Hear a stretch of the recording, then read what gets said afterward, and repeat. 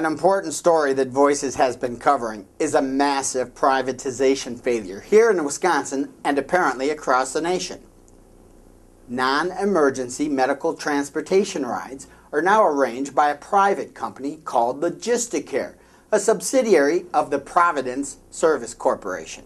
In 2005, the Bush budget repair bill created a tiered reimbursement system for the states and certain services.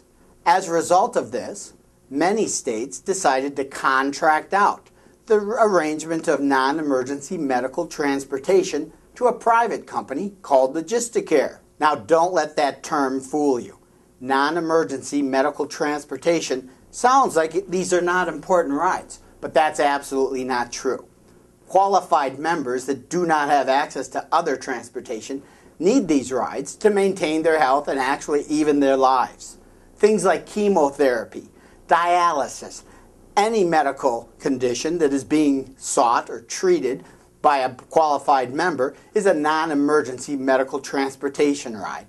And these do directly impact quality of life and in some cases are actually life and death situations. Last summer, the Waupaca newspaper reported a tragic story about a man named Glenn Berry who had tried to get rides brokered through LogistiCare to 7 dialysis appointments, and each time he was stood up for the ride.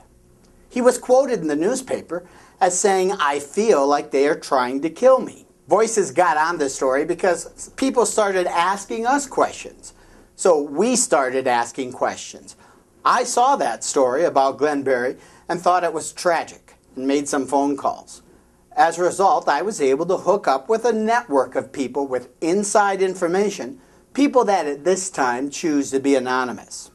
The contract with LogistiCare actually began under former Governor Jim Doyle. The federal government conducted an audit to see if the reimbursements being paid to the state of Wisconsin were on the up and up. The feds chose a sample of 100 rides and investigated to see if they fully qualified for reimbursement. 18 of these rides seemed questionable, and 2 of the rides did not have enough data to justify the reimbursement. You see, previously, these rides had been arranged at the county level, and Voices has inside information that says the reason that the state did not have complete data on these rides is because the state did not want this data.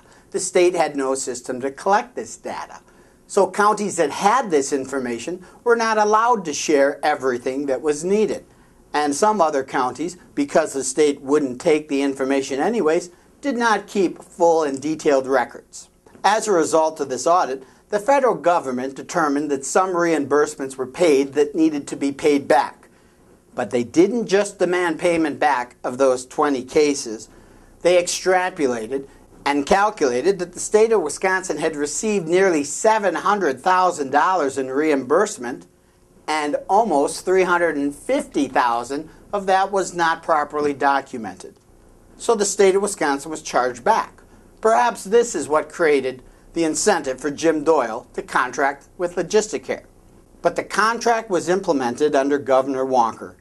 And as we have seen across the nation, there are many complaints of rides not showing up or people being taken to medical appointments and then stranded there.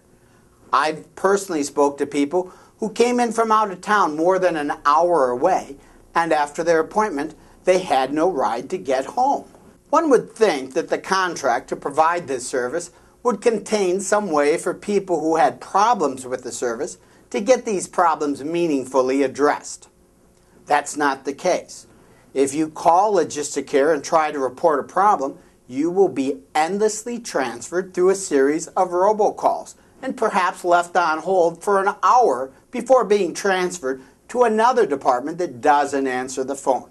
I have personally seen logs sent to me by some inside people that have spent the entire day on the phone trying to register a complaint. What appears to be happening is when people call LogistiCare, each and every call is logged as a service call. However, each and every call is likely to be transferred around the nation or perhaps the world, we don't really know, and the wait times are horrendous. LogistiCare points to the number of calls as being an example of a responsive service policy. However, to people who have spent literally all day on hold trying to find out where their ride is, this is not any type of service at all.